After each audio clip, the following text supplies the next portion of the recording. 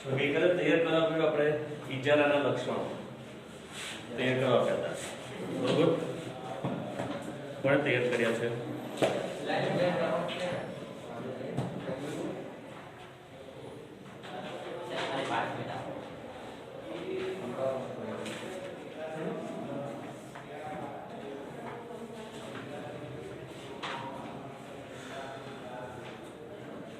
તમે એક પછી સ્ટુડન્ટ બેસો ને થોડે તું કામ કરે તું પાછળ બેસજે કેમ તો આગળ આવી કેમ આગળ જઈને પાછળ જઈને બારી પકડી રાખવાની છે હા બારી બાર જોયા કરે એટલા માટે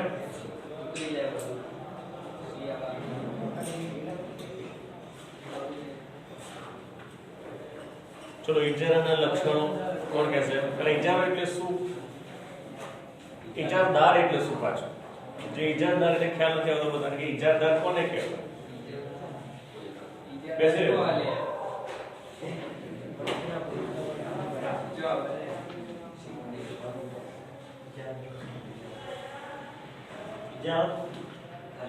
ઇજારો એટલે મજાના કોઈ વસ્તુની બનાવટ કોઈ માત્ર એક જ કંપની કે પેઢી કરતી હોય તેને ઇજારો કહેવાય મારી વાત કરી દેજો ભાઈ બીજું કોઈ ઇજારો એટલે શું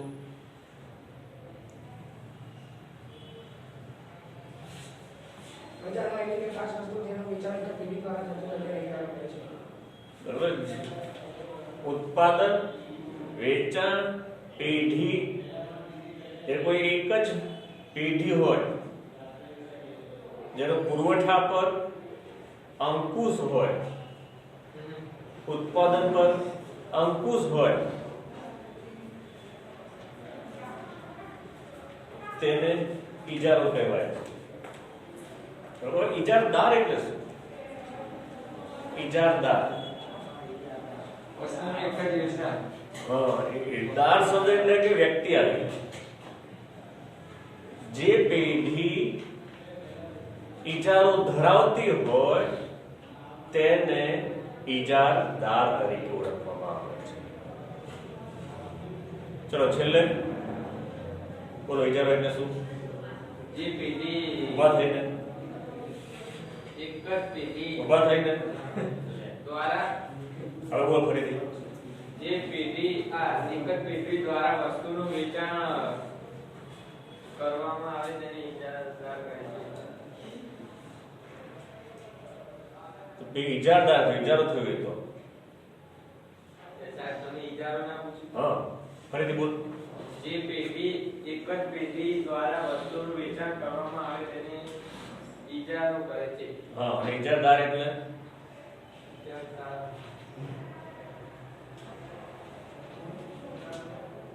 હજી પણ ટૂંકમાં કહેવું તો ઇજારદાર એટલે કે જે પેઢી ઇજારો ધરાવે છે તે પેઢીને ઇજારદાર તરીકે ઓળખવામાં આવે છે તો બોલ જાવ જે પેઢી ઇજારો ધરાવે છે તેને ઇજારદાર કહેવામાં આવે છે હા બરોબર ચલો હવે એક લક્ષણ લઈએ આપણે મુખ્ય લક્ષણ શું છે પહેલું ઇજારા એક જ ઉત્પાદક કે એક જ વેચનાર અને અસંખ્ય ખરીદનાર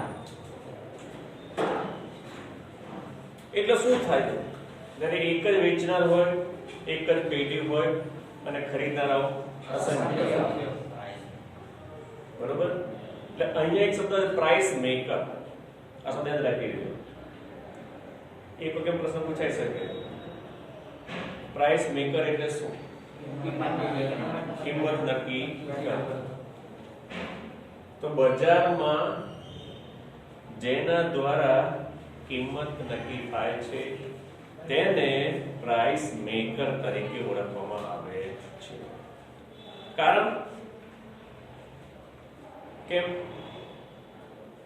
એ કેમ પ્રાઇસ મેકર પેઢી કેમ પ્રાઇસ મેકર એક જ પેઢી પોતાની વસ્તુ ગમે તેટલી કિંમતે વેચી શકે એક જ પેઢી એક જ વેચનાર છે એક જ ઉત્પાદક છે એટલા માટે તે તેની વસ્તુની કિંમત નક્કી કરી શકે છે પરંતુ આ છે માત્ર સૈદ્ધાંતિક રીતે શક્ય બને પ્રાયોગિક રીતે શક્ય બનતું નથી આપણે આગળ જોઈ ગયા હતા, આગળનું અક્ષર છે કે ઈજાદાર ઈજારો ધરાવે છે, પરંતુ કિંમત ને વેચાણ બંને પર એક સાથે કાબુ ધરાવી શકતો નથી. આવું શક્ય નથી બનતું. સૈદ્ધાંતિક રીતે આપણે લાગે કે જેનો ઈજારો છે એ ઈચ્છા મુજબ ભાવ લઈ શકે, અને પ્રાયોગિક રીતે બજારમાં એ વસ્તુ શક્ય બનતી નથી. કેમ? જો એ વસ્તુની કિંમત વધારે લેવા જાય તો વેચાણ ઓછું થાય છે, અને વેચાણ વધારવું હોય તો કિંમત ઓછી કરવી પડે છે. એટલે પછી બીજું વાક્ય આવે છે, ઈજારદાર એક સાથે બે ઘોડા પર સવારી કરી શકતો નથી. બે ઘોડા એટલે કયા વાક્ય છે? કિંમત અને વેચાણ. આ છેલ્લો પોઈન્ટ છે, છેલ્લો ત્રીજો પોઈન્ટ. આ વાક્ય ધ્યાન રાખી લેજો. આ પૂછાય તો તમારે એ પોઈન્ટ લખવાનો કે કાં તો એ કિંમત ઉપર કાબુ ધરાવી શકે, કાં તો વેચાણ. કિંમત વધારે અને નફો વધારે લેવા જેવો હોય તો વેચાણ વધારે થાય, અને વેચાણ વધારવું હોય તો પછી કિંમત વધારે લઈ શકે. એટલા માટે કહેવાય છે કે ઈજારદાર એક જ સમયે બે ઘોડા પર સવારી કરી શકતો નથી. તો આ છઠ્ઠા ચક્રના સંદર્ભમાં આ વાક્ય છે. યાદ રાખજો બધી વસ્તુઓ. બરોબર? ચલો બીજું લક્ષણ નજીકની અવેજી વસ્તુનો અભાવ. કોણ સમજાશે? ચલો ગઈકાલે વાત કરી ને, દૂરની અવેજી વસ્તુ, નજીકની અવેજી વસ્તુ.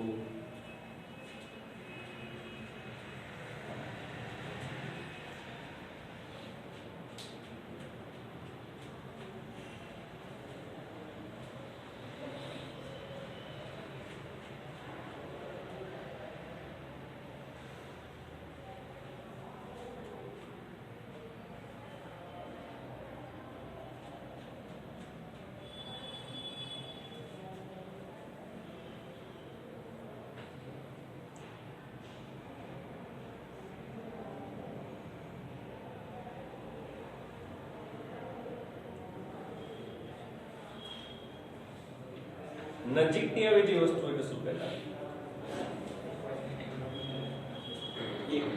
એક વસ્તુના બદલે બીજી વસ્તુ વાપરીશું, એ અવેજી વસ્તુ છે. નજીકની એટલે વસ્તુના બદલે એના જેવી જ. નજીકની એટલે એના જેવી જ બીજી વસ્તુ હોય એને નજીકની અવેજી વસ્તુ કહેવાય. કઈ હોય છે? ઉદાહરણ તરીકે પ્રેઝન્ટ રેલવે, હવાઈ માર્ગ. હવાઈ માર્ગ થોડી નજીકની, કારણ કે ઝડપથી જોવા જઈએ તો બે વસ્તુ શક્ય બને છે. ખર્ચની દ્રષ્ટિએ જોવા જઈએ તો પછી એસટી થઈ જાય. ખર્ચ ઓછો, સમય વધારે.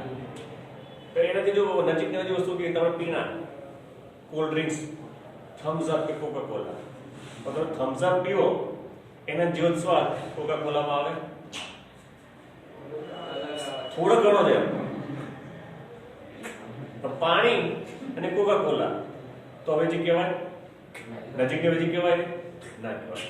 પાણીથી તરસ છીપાવી શકો, પાણીથી જેવી તરસ છીપાય એવી આ કોલ્ડ ડ્રિંકથી તરસ છીપાય ખરી?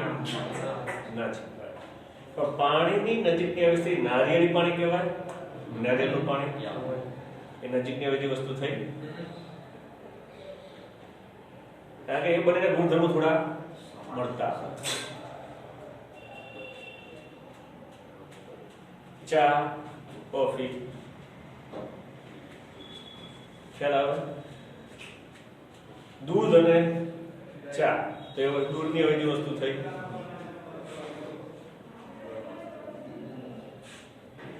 જે વસ્તુના ગુણધર્મો સરખા હોતા હોય,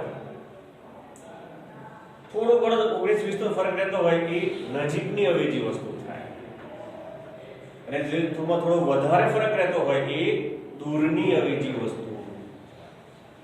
તો અહીંયા આગળ જ્યારે ખાસ આમાં પણ આ જ વસ્તુ છે કે ઇજારાવાળા બજારની અંદર આપણને લાગે છે કે અવેજી વસ્તુનો અભાવ છે, પણ હવે જેમ બજાર વિશાળ થતું જાય છે તેમ તેમ સમાન ગુણધર્મવાળી વસ્તુઓ વધતી જાય છે. સમાન ગુણધર્મ એટલે સરખા ગુણધર્મ ધરાવતી. રેલવે સિવાય કોઈ વસ્તુનો ઇજારો ખરો અત્યારે? વિચારી જુઓ તમે. રેલવે સિવાય બીજી કઈ વસ્તુ કે ઇજારો હોય? વિચારો, માર્કેટમાં કઈ વસ્તુ હોય છે?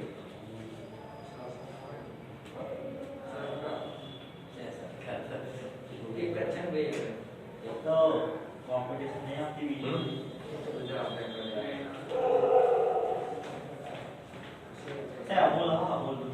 અમૂલ દૂધ એનો ઇજારો સંપૂર્ણ ઇજારો ના કહેવાય ના, સંપૂર્ણ ઇજારો પડે. બોલ, સંપૂર્ણ ઇજારો વાળી કઈ વસ્તુ ખરી?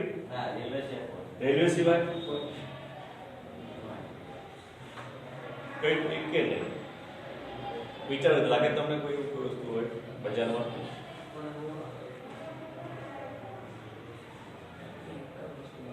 યાર છે અત્યારે હા, એ કહું કે આ આપણને સૈદ્ધાંતિક રીતે જોવા છે, સિદ્ધાંતની રીતે તો ઇજારો લાગે છે, પણ બજારમાં જોવા જઈએ તો કોઈ વસ્તુનો ઇજારો લાગે ખરો આપણને? એ કોઈ એક રેલવે સિવાય કોઈ એક જ ઉત્પાદક હોય એવું કે એક જ પેઢી હોય એવું ક્યાંય જોવા મળે ખરું આપણને બજારમાં?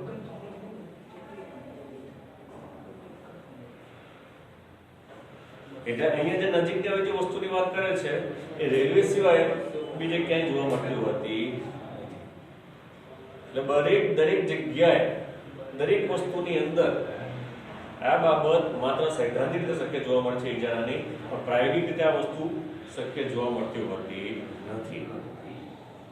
ત્યારબાદ નવી પેઢીઓ પરનો અંકુશ. નવી પેઢી પર અંકુશ ઇજારામાં કેમ અંકુશ હોય છે? નવી પેઢી પરનો નવી પેઢી પ્રવેશ કરી શકતી નથી. કેમ? કયા કયા કારણોથી?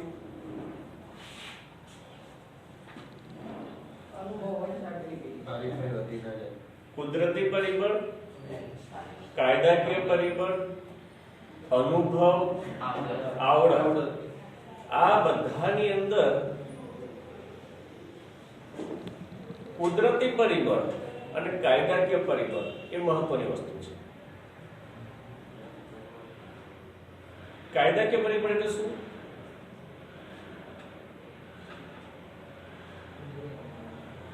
કાયદાની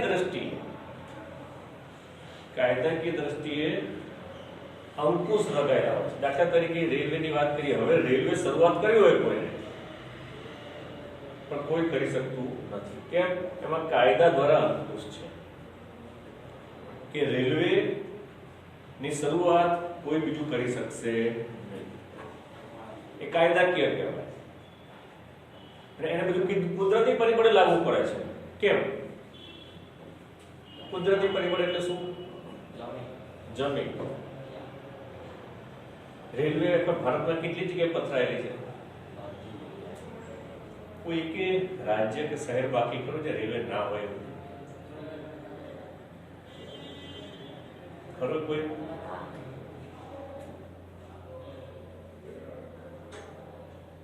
તો આટલું નેટવર્ક, આટલી જમીન કોઈ ખરીદી શકે ખરું આખા ભારતમાં?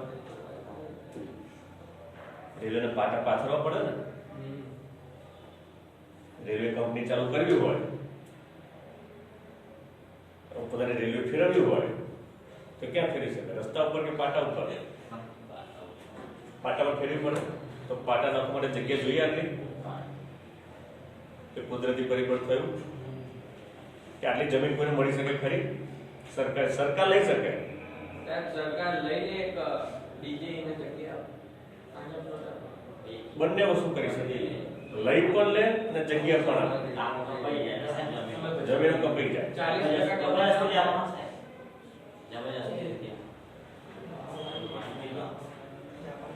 મણિપુરમાં સ્કૂલના દીધી હા મણિપુરમાં સ્કૂલના દીધી હમ. કપાઈ સ્કૂલ પછી એની સાથે સાથે રેસિડેન્સી બધા કપાઈ ગઈ કપાઈ ગઈ એમાં લાગે લાગી ગઈ હા બે વસ્તુ છે એની અંદર. એક કાયદાની દ્રષ્ટિએ કોઈ પણ વ્યક્તિની જમીન લઈ શકે છે કાયદાની દ્રષ્ટિએ. કારણ ભારતમાં જે કઈ જમીન છે એ જમીનના માલિક સરકાર કહેવાય છે. હા તમે એનો વિરોધ કરી શકો. ક્યારે વિરોધ કરી શકો? કે જ્યારે તમને પૂરતું વળતર ન મળતું હોય ત્યારે. અને સરકાર શું કરે? વળતર આપીને તમારી પાસેથી જમીન લે છે. વળતર કયા પ્રકારનું આપે? ફાઇનલ પ્રોડક્ટ જે બજારમાં ભાવ ચાલતો હોય એ પ્રમાણે. બજાર ભાવ એટલે શું? જે ભાવ ચાલતો એરિયા હોય પ્રમાણે ભાવ. એ એરિયાનો જે સાહેબ ભાવ ચાલતો હોય ને તો એને બજાર ભાવ ના કહેવાય. સ્ટેમ્પ પેપરમાં જે રકમ લખાતી હોય એના પર કહેવાય એને સ્ટેમ્પ કેમ પેપરમાં જે બજાર? રકમ લખવામાં આવે એ તો સાહેબ એટલે બધા ઓછી લખાવા એટલે આપણે આ ભૂલો કરીએ છીએ.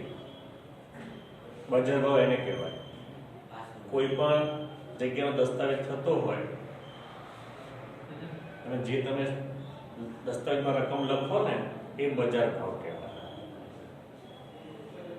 એટલે સરકાર તમારી કોઈ પણ જમીન લે તો એ જંત્રી પ્રમાણે જોવે કે છેલ્લે એ જગ્યાની આસપાસનો દસ્તાવેજ કેટલાનો થયેલો છે. સાહેબ જંત્રી એટલે શું ના મિલકતની કિંમત દસ્તાવેજ કરવા માટેનો એક આંકડો. પણ એ તો આપણે જે દસ્તાવેજ કરીએ તો જેટલા વાર હોય એટલા પૈસા આપવા પડે ને જંત્રી પ્રમાણે. જંત્રી પ્રમાણે છેલ્લો દસ્તાવેજ થયો હોય એ પ્રમાણે.